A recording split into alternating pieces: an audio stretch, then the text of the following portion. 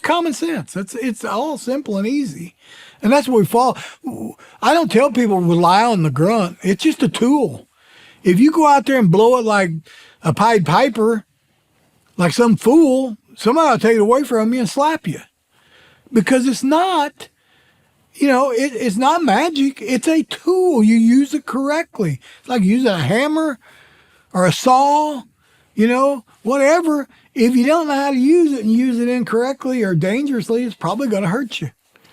But it's a tool. It won't hurt you. It'll help you if you use it correctly. Calling to a deer that you can see, so you're not blind calling. You physically can see the buck. You're talking about calling to him all the way to he's pretty much in bow range before you put the call down. How do you go about doing that without alerting him looking up from the call? That's common sense again. You just got to watch and read the deer. You got to watch his eyes. You got to see where he's looking, what he's looking for. You got to be careful. A lot of times I don't have much movement, I've got the call, it's not like you're up there doing this. You got the call right here and you got your bow here and you're giving a soft grunt. It's just common sense. You got to watch, if he's looking dead up there at me, I'm not moving, I'm not moving. But if the minute he turns his head or takes his eyes off me, he gets a grunt. It's like, I'm talking to you. No, don't go away. No, don't go downwind. I'm still talking to you. Come on. It's something you just got to be alert and pay attention to. And it's come from experience. Like I said, it's equally as bad not to call a lot of times because you're going to lose him for various reasons, and we've talked about many of them. So, I find it better that I'm leaning towards the edge of aggression for most of my calling. That's across the board. That's from every animal, and I'm a caller. I go to the woods to communicate with wildlife, and it's paid off abundantly for me all these years because that's what I go for. I'm not afraid of it. I know it's a tool, and it helps me be successful. And I think you made a really good point about when guys call, whether it's using a grunt call or rattling, buck shows up, they stop calling, and instantly that buck, he looks around for a little bit and then he starts circling downwind because he doesn't hear it anymore, versus like him coming right into it because he can keep pinpointing exactly where it's coming from. That it makes sense. And again, we've heard that. We've interviewed a few guys who love to rattle, but they always talk about, like, you almost need to set your stand up where you're almost looking kind of downwind, where you can shoot downwind or close to being downwind, because after you get done rattling, he's coming downwind more times than not if he's a mature deer. So it's a really good point on that. Also, one thing that we've heard, and I had this thought process too until we interviewed our buddy Richard Fott, who's a big-time grunt caller from Arkansas. He loves grunting in deer, has a lot of success doing it. But there's a lot of people, and I was one of these people that was afraid a grunt call was going to scare deer. Not only scare a buck, but scare does in the area. I quickly learned after talking to Richard and actually doing it around deer, it doesn't. But I'm sure you've heard that a lot as well. Oh, yeah. So, like, what would you explain to people about that? Like, it's not going to spook deer if you're using it correctly in the right manner, where a lot of people think it's just going to scare everything out of the woods. Just tell them, you ever hunt turkeys? Turkeys are vocal year round. Do a hen scare, a gobbler, or a gobbler yelp scare a hen away? No. It's communication. It's natural. What scares the deer is you either calling at the right time, moving at the wrong time, doing something you did. It's generally not the call. The only time the call really is if you startle a deer by blowing the call real loud and it's standing right under you. But I've got video, tons of video from way back in the day, because I went out to intentionally, because I heard it so much from people that didn't know deer even made a grunt. Oh my God, you're going to scare the deer. I intentionally would blow a deer under me and blow the call loud. And most of the time, with no ill effects. Occasionally one would get spooky and run off. But I had video, a buck would be standing under me and I'd go, "Bleh," and you could see him shake, like getting ready to, and go back to being calm, So I don't buy into it. It's all baloney. It goes back to common sense. Use your head while you're hunting. Be careful not to do something stupid yourself to attract attention or spook the deer, but lean towards the more aggressive side. I lean to more. So should I call or don't call? I'm probably gonna call. Okay. I lean towards the call side, and I don't worry about it spooking deer. I've had does come looking for me, grunting, thinking it was a buck. And a lot of guys say, "Well, Bill, I'm gonna tell you, you can't tell. You can take a 3.5-year-old doe and a 3-year-old buck or a 2-year-old buck, and they give a little grunt. You can't tell me the age and sex of that deer." And a lot of guys, "Oh, does don't do this and does don't do that and bucks grunt." No, come on. That makes good article material, makes good reading for guys that don't hunt or think they're hunters but don't hunt. It makes no sense. You can't do it. It's like, see, I know 250-pound guys that I won't call them that, but they talk like girls. High pitched voice. You can't hear their voice and tell me what size he is or how old he is. It's ridiculous. But it sells magazine articles and it makes you look smart. It's not common sense. You got to use common sense. It's all simple and easy. And that's where we fall.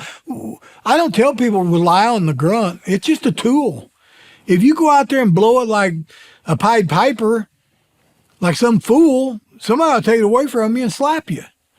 Because it's not, it's not magic. It's a tool. You use it correctly. It's like using a hammer or a saw, whatever. If you don't know how to use it and use it incorrectly or dangerously, it's probably going to hurt you.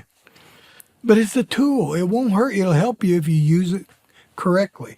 And use it correctly is generally just common sense. And forgetting what the book says most of the time. Not all the time. Most of the time. Also, talking about, again, there's some guys that have more success calling than others. Like Greg's and me and Andrew. Like there was hunts where we were hunting within 500 yards of each other. And I'm calling, maybe just calling some little bucks, but they're responding to grunting. And he's like, ain't nothing coming in. Like, that's the common phrase. Have you grunted in a deer? I mean, I've grunted in deer, but it Okay. just, I haven't had a ton of luck with it. But one thing, one reason I want to kind of talk about this is one thing you mentioned earlier that's very important if you're going to be calling is also setting up an area that has some sign, and is an area that you already have confidence in, that especially if you're hunting a target buck or you're hunting a mature buck, it's got the sign there, it's got everything there that you're looking for. You're not necessarily doing that in some wide open woods where there's very little sign that there's even deer present. Correct. So that's a big aspect of the woodsmanship aspect. Like, you're not just going out there. Now, I'm not saying Andrew does this. I'm just saying example for people is you're not just going out into the woods randomly and calling. You're trying to put yourself in a high odd spot and then implement calling to bring that deer in so you can get a good bow shot on. Yeah. No doubt that goes back to, again, like you say, woodsmanship and understanding the area you're hunting. Because you can be on the same 3,000 acre farm, let's say, and you got 5 or 6 guys hunting, and each guy's got 300 acres. And the one guy's 300 acres has more deer. It just holds more deer. Well, he's going to have more success with calling if he's using his head than the guy, Now, I'm not saying that. It doesn't mean the guy with the less sign ain't going to kill the biggest buck. I'm not saying that, because that happens. Sometimes the biggest bucks don't live with all the other deer. That's a whole new thing to talk about down the road. So I'm just saying is if you got numbers around you and good sign and it's fresh, and you're going to have better chance of hunting. That day your stand may not be in the right patch of woods to get good success. So you can't weigh all that out unless you're there and you can read each guy you'd have to go to each individual spot and say, well, this spot didn't produce grunting yesterday. Why? Well, you can't do that, but there's a reason.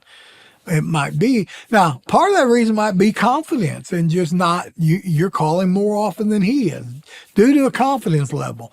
But part of it might be you're just in a better spot that particular day or that particular morning or afternoon where the deer are up on their feet and being somewhat aggressive where he's at, they're not, It's not uncommon for one guy to go to, come back to deer camp and say, I saw 13. Dang, I didn't see but one. I didn't see any. Well, it didn't mean that guy's a better hunter than you are.